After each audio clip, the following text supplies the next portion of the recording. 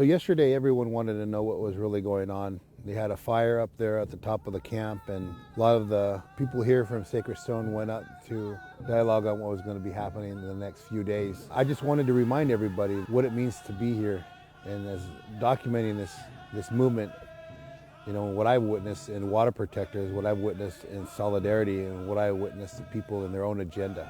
You know, and to remind people that they came here in solidarity, because I wanted to thank them for what they have done and for them to uplift each other.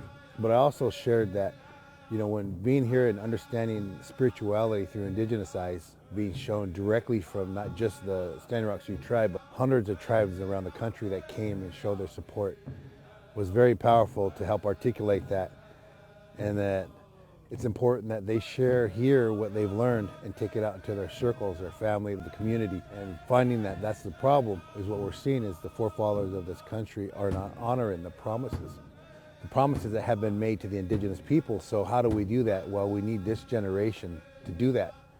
Educate your congressman, your legislature, your senate, your representatives that, hey, something's happening very bad. And it seems to be the indigenous people, being 2.5% of the United States population, are holding 70% of the natural resources, protecting 80% of the world's resources. Indigenous people all over the country make the lowest percentage and are protecting those resources. Something's wrong there. So educate yourself about who you are around, and that if you're anywhere in the United States, you're on Indian country, you're on Indian land.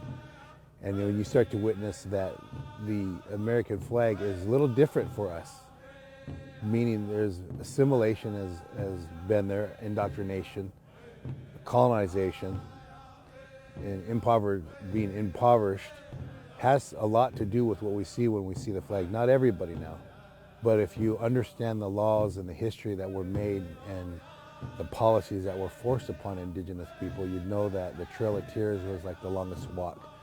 The Navajo nations have their longest walk. You know, in Paiute country, you know, the longest walks happen all over the country. When Osheti was raided and walked out in freezing weather, that this was something very hurtful. And it was not just historical trauma that was brought up. This was another level of current trauma, because we're seeing the desecration of sacred sites from Dakota Access Pipeline. The problem is the Dakota Access Pipeline, an international energy company, has domestic resources, using domestic resources and abusing those domestic resources as Morton County Police Department, National Guard, and being trained by mercenaries in military tactics, is violent in ways of shooting down drones and committing felonies and no accountability, which Morton County started practicing as well. So we have to be smarter, we have to think together and think about the unborn. Think about our children, and really empower each other to stand up in your own circle. And by being here, to me, you did it. You stood up. You protected the water.